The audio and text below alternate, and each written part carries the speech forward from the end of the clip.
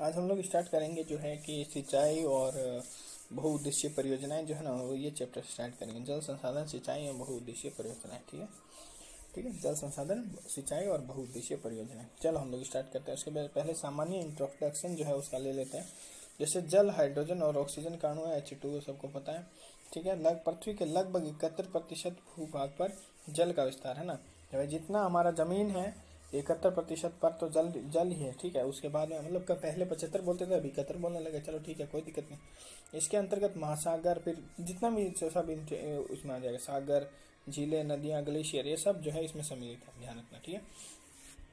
यह मनुष्यों, जीव जंतुओं, पादपों के जीवन उपयोगी मूलभूत आवश्यकता है का एक प्रमुख प्राकृतिक संसाधन है कि नहीं। जल क्या है, पानी क्या है?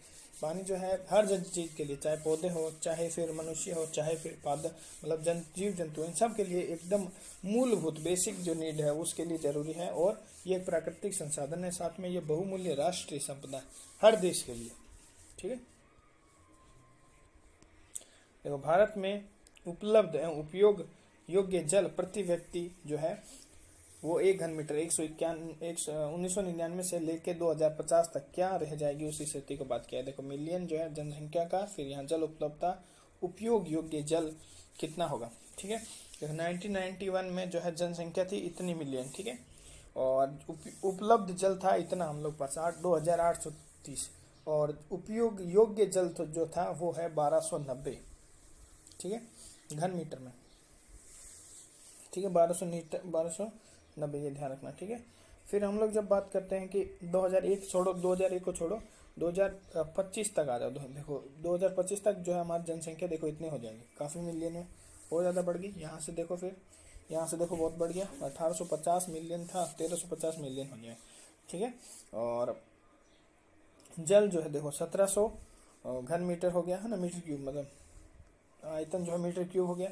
इसका देखो ये यहाँ पे धीरे धीरे ये घट रहा है, ध्यान रखना भाई। उपयोग योग्य जल हम लोग के लिए ना जो धीरे धीरे घट रहा है, और ये उपलब्ध जल भी है ना वो भी धीरे धीरे घट रहा है, ध्यान रखना।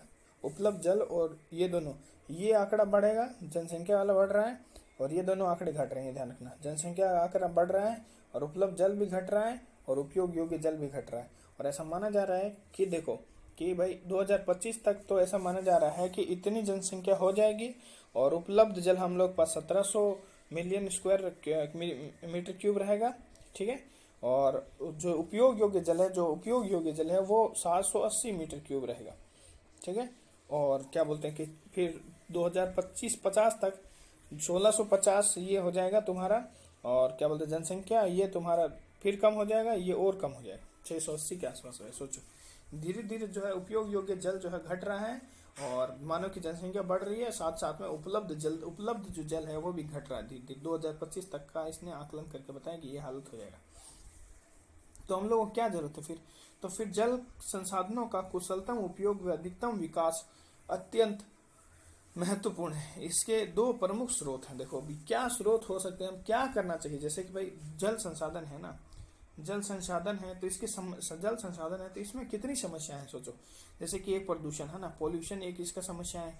ठीक है, जिसमें गंगा नदी आ गया, गंगा नदी को पोल्यूट कर रहे हैं, नर्मदा को पोल्यूट कर रहे हैं, फिर तुम्हारा क्या बोलते हैं कि यमुना को पोल्यूट कर रहे हैं ना। हर जो नदी है वो पोल्यूटेड हो रही है धीरे धीरे। पोल्यूशन, गोदावरी, दामोदर, स्वर्ण रेखा, है ना, ये सब क्या है ना, पोल्यूटेड, मतलब पोल्यूटेड हो रही है नदियाँ धीरे धीरे। तो ये जल जो संसाधन क्या है, एक तो पीने के लिए वैसे कम है, उपयोग से फिर वो जो पीने योग्य जल भी और कम हो जाएगा, है ना। साथ साथ में जो क्या है कि उर्वरक, कृषि योग्य जो खाद, मतलब जो उर्वरक होते हैं वो भी इसमें बहा दिए जाते हैं ना। मृत जानवरों का या सुओं का या फिर कपड़े इसमें धोए जाते हैं ना।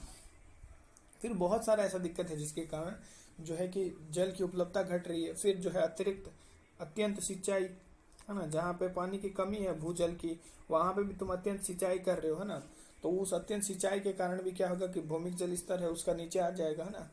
फिर ऐसी मतलब एक नहीं, ऐसी बहुत सारी समस्याएं। साथ साथ में जैसे उपाय, जैसे ये कि वर्षा जल का संचय करो। जो भी जल है, जैसे मान लो उद्योगों द्वारा जो अपशिष्ट जो मतलब धातु शोधन के लिए यूज किया जा सकता है, कोशिश करो कि उसका पुनर्चक्रण कर सको, है ना। और जल प्रदूषण को रोकना, है ना, ये सब हम लोग को करना चाहिए। अब इससे संबंधित पहले हम लोग को पहले ये ध्यान देना होगा कि जल कितना है, कहाँ पे है जल हम लोग पास, हम लोग जल का कौन कौन सा स्रोत यूज करते हैं और कैसे उसको किया जाएगा ना। देखो, जल संसाधनों का कुशलतम उपयोग व अधिकतम विकास अत्यंत महत्वपूर्ण है।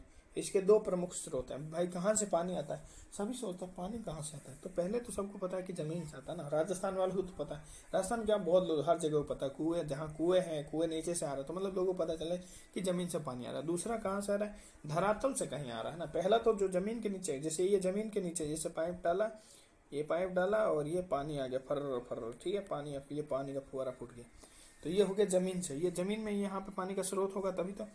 फिर जो एक तो जैसे ये पहाड़ है, ये पहाड़ है, यहाँ से पानी नदी बह के आ रही है, ठीक है, तो ये धरातल हो गया, ठीक है, ठीक है, धरातल, एक धरातल ये जल हो गया, एक भूमिगत जल हो गया, ठीक है। अब बोलते कि वर्षा जल भी तो है, तो वो तो लास्ट में आधा धरातल में पड़ता है, फिर आधा भूमि में चल जाता है, तो दोनों उसी में बट जाएगा, तो ये हो गया। अब हम लोग धरातलीय जल संसाधन की बात करते हैं कि धरातलीय जल संसाधन क्या कहते हैं।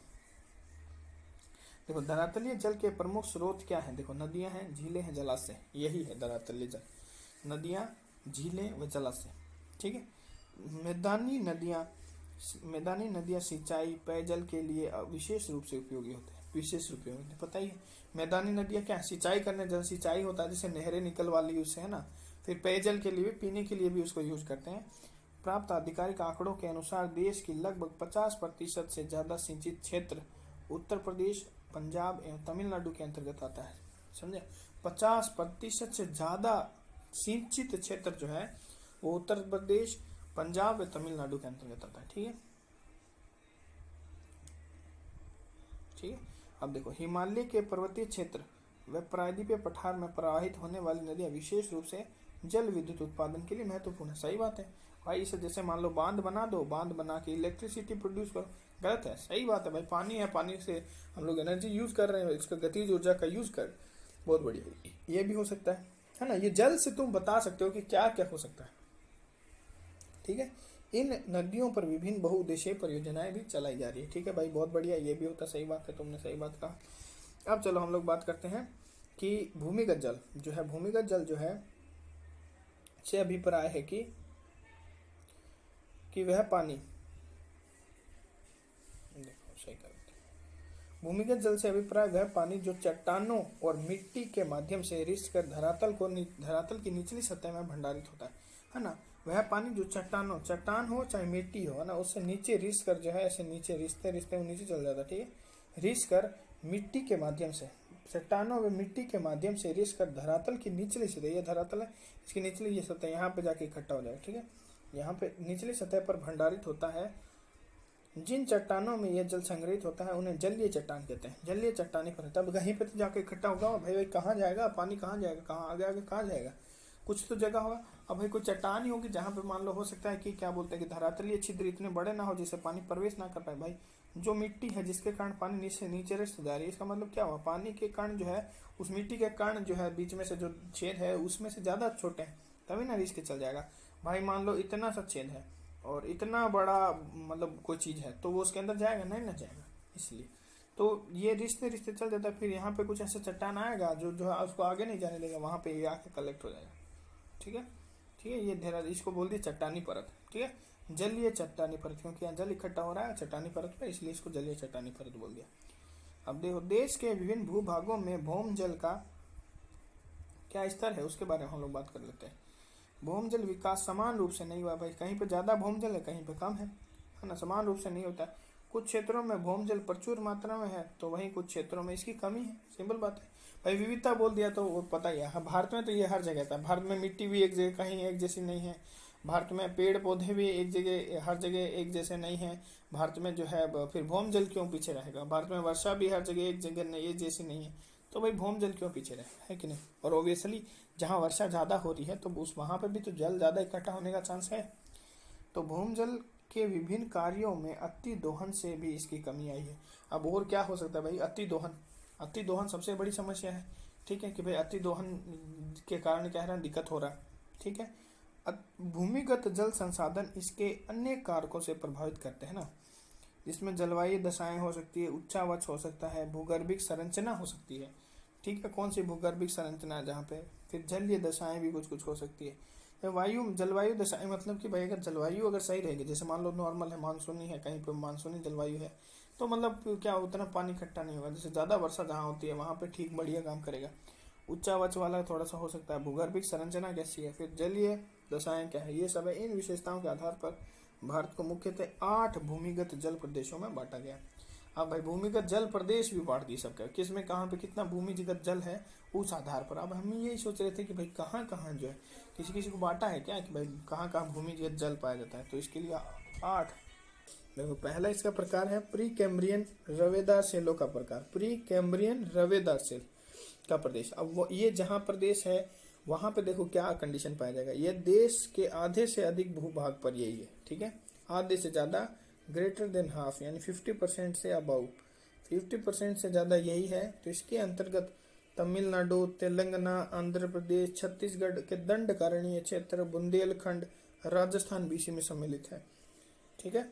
यहाँ जल संसाधनों की कमी। अब जब राजस्थान को याद कर लो तो अपने आप पता चल जाएगा यहाँ क्या जल संसाधनों की कमी है, ठीक है, सबसे इम्पोर्टेंट है। देखो अब दूसरा जो है प्री कैम्ब्रियन अवसादी बेसिन। पहला हम था रवेदार सेलों का प्रयोग, अब जो है प्री कैम्ब्रियन ही है पर अवसादी बेसिन। तो अवसादी बेसिन में कौन आएगी, कुड़प्पा आएगी, विंध्यन बेसिनों पर विस्तृत है। यहाँ भी भूमिगत जल संसाधनों की कमी है। देखो इसमें कमी वाला बहुत ज्यादा मिलेगा, किसी किसी में मिलेगा जो पानी ज्यादा है जहाँ पे, उसका याद कर लेना बस, है ना। बाकी ये याद कर लो प्री कैम्ब्रियन जो अवसादी बेसिन है उसमें कुड़प्पा और विंध्यन बेसिन आते हैं, ठीक है। और जो प्री कैम्ब्रियन रवेदार सेल है उसमें राजस्थान, तेलंगाना, तमिलनाडु, आंध्र प्रदेश, मतलब जैसे कि सिंपली तुम अगर लोगे तो क्या बोलते हैं, जैसे ये हो गया ना, तो इधर से तुम्हारा आंध्र प्रदेश हो जाएगा। ये थोड़ा सा गलत बना दिया, अरे यार। तो ये तुम्हारा मान लो आंध्र प्रदेश हो गया, फिर यह तुम्हारा यहाँ तमिलनाडु हो गया ये, और फिर इधर तेलंगाना, तो ये तीनों हो गया और उधर राजस्थान हो गया, ये तीनों को ले लो, ठीक है ना। और बुंदेलखंड वाला भी ले लेना, छत्तीसगढ़ का दंडकारण्य पठार भी लेना ऊपर, और बुंदेलखंड, 2 छूट गए थे, तमिलनाडु, तेलंगाना, आंध्र प्रदेश, छत्तीसगढ़ का दंडकारण्य और बुंदेलखंड और राजस्थान। यहाँ पे जल संसाधनों की कमी है। प्री कैम्ब्रियन अवसादी की बात कर ली, कुड़प्पा और विंध्यन 2 है, और यहाँ पर भी कमी है, ठीक है। अब देखो ये जो है डायग्राम है किसका, सब प्री कैम्ब्रियन कहाँ पाया जाएगा ना, प्री कैम्ब्रियन कहाँ होगा, है ना। इसमें तुमको साफ दिख नहीं रहा क्योंकि जो है ना अक्सर इसमें गायब कर दिया। तो देखो अक्सर जो है ना, पहला जो है प्री कैम्ब्रियन रवेदार सेल हुआ, पहला जो है प्री कैम्ब्रियन रवेदार सेल है, ये कहाँ कहाँ लिखा, देखो ये प्री कैम्ब्रियन यानी एक यहाँ पे, ठीक है। अब देखो तो एक बार इसको ऐसे कर देते हैं तब अच्छे से दिखे, ठीक है। देखो प्री कैम्ब्रियन रवेदार सेल कहाँ कहाँ मिलेगा, अब इसमें क्लियर नहीं दिख रहा हो, फिर मैं बता देता हूँ। पर यहाँ पे देखो एक नंबर, जो एक नंबर है ना, यहाँ पे जहाँ एक नंबर कर रहा हूँ वहाँ पर पाया जाएगा, ठीक है। फिर जो है तुमको यहाँ इस वाले बड़े क्षेत्र में मिलेगा, फिर ठीक है। फिर यहाँ तुमको, फिर यहाँ पे लिखा है और कहीं लिखा नहीं है, ठीक है। यहाँ पे और यहाँ पे तुमको मिलेगा, और यहाँ पे थोड़ा सा है, ये वाला जो जगह है यहाँ पे, इन तीनों जगह पे तुमको 1 नंबर मिलेगा, ठीक है। इन तीनों जगह पे 1 नंबर है, ठीक। अब जो दूसरा है प्री कैम्ब्रियन अवसादी, अब कहाँ बताया था प्री कैम्ब्रियन अवसादी, बताओ।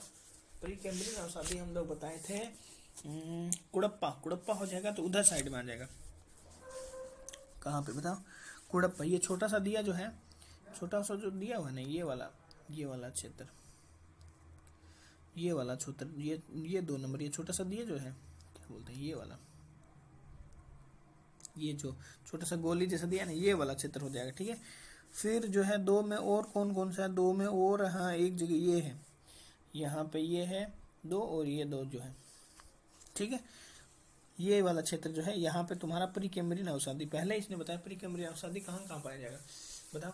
प्री कैम्ब्रियन अवसादी जो है वो कुड़प्पा और विंध्यन श्रेणियों में पाया जाएगा। कुड़प्पा का बता दिए, और विंध्यन श्रेणी ये वाली होगी ना, विंध्यन वाले में, विंध्यन बेसिनों में, ठीक है। अब तीसरा हम लोग गोंडवाना अवसादी का बात करते हैं। तो तीसरा जो है वो यहाँ पे देखो, एक यहाँ पे है, ये जो पट्टी दिख रही है ना, ये जो पट्टी दिख रही है ये वाला, ठीक है, ये तीसरा नंबर यहाँ पे हो जाएगा।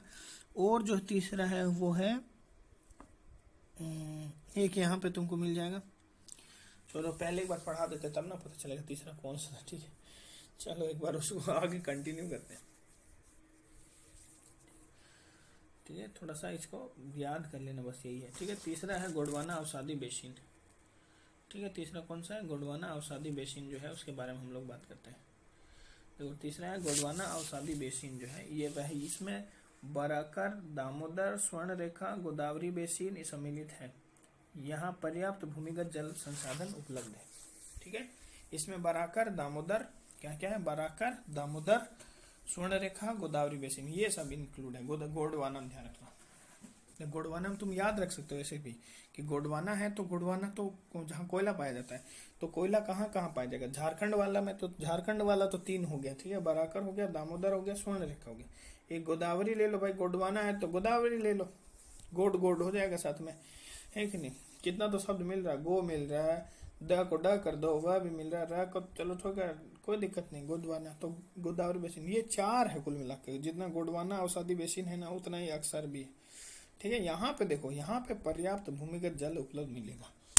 यहाँ पे तुमको पर्याप्त भूमिगत जल, मतलब यहाँ पे तुम खोदोगे ना तो यहाँ तुमको कोई मिलेंगे, तना आधन एकदम। और हाँ, ये वाला बात एकदम सही है, ये वाला बात एकदम सही है। झारखंड में मैं रहा हूँ तो मेरे को पता है कि वहाँ पे बहुत ज़्यादा नलकूप है, मतलब झारखंड में बहुत, मतलब ये है नलकूप बहुत है, तो इसका मतलब भूमिगत जल अच्छा खासा वहाँ पे है ना, नलकूप है। मतलब मेरे हॉस्टल में भी था, मेरे दोस्त के घर में भी था। इस तरह से पता चलता है कि उससे कि हाँ भूमिगत जल है अच्छा खासा। तो ये तुम ये उससे याद कर सकते हो कि हाँ झारखंड वाला और गोदावरी वाले में हाँ होगा, पानी होगा। गोदावरी मतलब गोदाभरी, मतलब ये पूरा गोदाम भरा हुआ है पानी से, जब नीचे जो भूमिगत जल है वो पूरा भरा हुआ है। ठीक है, ऐसे याद कर लें। दक्कन ट्रैप, अब दक्कन ट्रैप से क्या लगता है बताओ? पानी होगा? दक्कन ट्रैप से नाम से लग रहा पानी ट्रैप हुआ ही नहीं होगा। ठीक है, अरे यार हटाओ इसको। ठीक है, अब कोई बोलेगा कि भाई दक्कन ट्रैप में पानी क्यों नहीं पाया जाता, तो देखो भाई कहानी सुन लो। देखो दक्कन ट्रैप जो प्रदेश है वहाँ पे अभेद बेसाल्टी चट्टानों की उपस्थिति के कारण, देखो जैसे ये चट्टान है, ठीक है, तो कोई मान लो बारिश हुआ तो जैसे मान लो ऊपर तो रेत होगी ना, नीचे जो है ये बेसाल्ट चट्टान है। और बेसाल्ट चट्टान जो होता है ना उसमें छिद्र नहीं होते। ठीक है, तो ये रेत हो गया और रेत के जस्ट नीचे तुरंत, मतलब भाई रेत जो परत होती है ऊपरी परत, उसके बाद में चट्टान थोड़ी ज्यादा दूर होती है ना, काफी नीचे अच्छा पानी जाता है। पर यहाँ पे तो क्या है ना, पास ही में तुम्हारा क्या है कि बेसाल्ट चट्टान है। तो बेसाल्ट चट्टान जो होती है ना पानी के प्रति अभेद होती है, मतलब पानी की परत, पानी जो है उसको भेद नहीं पाएगा, उसके अंदर जा नहीं पाएगा, तो वो क्या है ना स्टोर नहीं कर पाता पानी को, इसलिए ये ध्यान रखना है। इसी के कारण क्या होता है, भूमिगत जल की कमी है। इसके अंतर्गत महाराष्ट्र व कर्नाटक के क्षेत्र सम्मिलित है, ध्यान रखना। सिंपल बात है, बेसाल्ट चट्टाने महाराष्ट्र कर्नाटक क्षेत्र में ही आती है। ठीक है, फिर सीनोजोइक अवसादी चट्टाने, ठीक है, फिर ये सीनोजोइक अवसादी चट्टानों वाला, जो सीनोजोइक अवसादी चट्टानों के अंतर्गत, इसके अंतर्गत तटवर्ती आंध्र प्रदेश, तमिलनाडु, केरल, गुजरात सम्मिलित। मतलब सीनोजोइक अवसादी में जो है तटवर्ती बोल रहा है, तटवर्ती में जैसे कि आंध्र प्रदेश, ये तमिलनाडु, ये आंध्र प्रदेश, ये केरल, ये गुजरात, है ना, ये वाले सब क्षेत्र आएंगे। ठीक है, टर्शियरी शैलों की उपस्थिति के कारण यहाँ भूमिगत जल पाए जाते हैं। ठीक है, कमी तो नहीं है ना। ठीक है, टर्शियरी शैलों की उपस्थिति के कारण भूमिगत जल है ना। और वैसे भी सीनो है, सीनोजोइक अवसादी बेसिन, तो सीने में जो है दिल होता है और दिल में पानी होता है, ऐसे याद रखना। ठीक है, सीनोजोइक अवसादी बोल दिया तो अब शादी करोगे सीने से, अब शादी कर लोगे तो पानी आ जाएगा। ठीक है, सीने में जैसे किसी के सीने से पानी निकलता है ना भाई, पानी तो निकलता है सीने से, है कि नहीं? तो अगर शादी करने के बाद तो अच्छे अच्छों का पानी निकल जाता है, तो अब शादी होगा सीनोजोइक। ठीक है, जॉइक का अगर सीना है तो उससे पानी तो जरूर निकलेगा, मतलब जल वहाँ मिलेगा तुमको। ठीक है, ये याद रखना। अवसादी भ्रंश जो है ये एकदम भुक्कड़ है, इसमें कुछ नहीं मिलेगा, मेरे को नहीं। ठीक है, नहीं इसमें पाया जाएगा यार। देखो सीनोजोइक जो है सीनोजोइक जो है उसमें देखो नर्मदा, ताप्ती, पूर्णा नदी के भ्रंश बेसिनों में पर्याप्त जल संसाधन पाया जाता है। यहाँ पे भी सीनो है, जिसके भी सीना है सीने में पानी होगा, ध्यान रखना, चाहे भ्रंश हो अवसादी हो। यहाँ पर्याप्त भूमिगत जल पाए, यहाँ पर्याप्त, दोनों में देखो पर्याप्त भूमिगत जल संसाधन है, मतलब सीना सीने वाले में है, सीने में पानी है, ध्यान रखना। ठीक है। अब गंगा ब्रह्मपुत्र बेसिन की बात करते हैं, क्या लगता है? होगा यार, गंगा ब्रह्मपुत्र में नहीं होगा तो कहाँ होगा? जहाँ नदियाँ बह रही वहाँ नहीं पानी होगा तो कहाँ होगा? क्या देश का सर्वाधिक, ध्यान रखा, सर्वाधिक भौम जल संपन्न प्रदेश है। इसके अंतर्गत देखो उत्तर प्रदेश, बिहार, असम, पश्चिम बंगाल, ये सब क्षेत्र आते हैं, ठीक है, सम्मिलित रहते हैं। यहाँ लगभग जितना भी भूमिगत जल है ना, सर्वाधिक जल का 44% यहाँ पे पाया जाता है, ठीक है। अब 8 आता है हिमालय क्षेत्र। क्या लगता है हिमालय क्षेत्र में होगा? हिमालय क्षेत्र में लोग भूखे मर जाते हैं। लद्दाख सूखा है इस हिमालय क्षेत्र को इसीलिए थोड़ी बोलते हैं। हिमालय क्षेत्र में तो वर्षा भी वैसे भी बहुत कम होती है, क्या 20 सेंटीमीटर, कहीं कहीं तो कुछ मान लो 100 सेंटीमीटर, कितना भी मान लो, थोड़ा कम ही होता है। लद्दाख में तो 9 सेंटीमीटर होता है, तो फिर कहाँ इस पानी कहाँ ज़्यादा मिलेगा तुमको? तो यहाँ पे भूमिगत जल संसाधनों की कमी है यहाँ पे भी। इसके अंतर्गत हिमालय राज्य जैसे उत्तराखंड, हिमाचल प्रदेश, जम्मू कश्मीर, ठीक है, पानी भी मिलेगा तो क्या होगा? पानी वैसे जम जाएगा, ठीक है। तो वैसे जल संसाधनों की कमी है, और उसमें तुमको बता दिए कौन कौन होंगे। जल संसाधनों का उपयोग क्यों किया जाता है? सिंचाई के लिए, पेयजल के लिए, परिवहन के लिए, मतलब जो होता है ट्रांसपोर्टेशन, अंतर्देशीय, बहुउद्देशीय नदी जैसे विद्युत योजना के लिए, उद्योग में उसको पता है उद्योग में यूज होता है, घरेलू उपयोग, खाना पीना, इन सब के कारण तो इन सब क्षेत्रों में इसका उपयोग किया जाता है। पता है ये दुनिया को क्या? अब जो सिंचाई जो टॉपिक है ये हम लोग नेक्स्ट वीडियो से आएगा, सिंचाई जो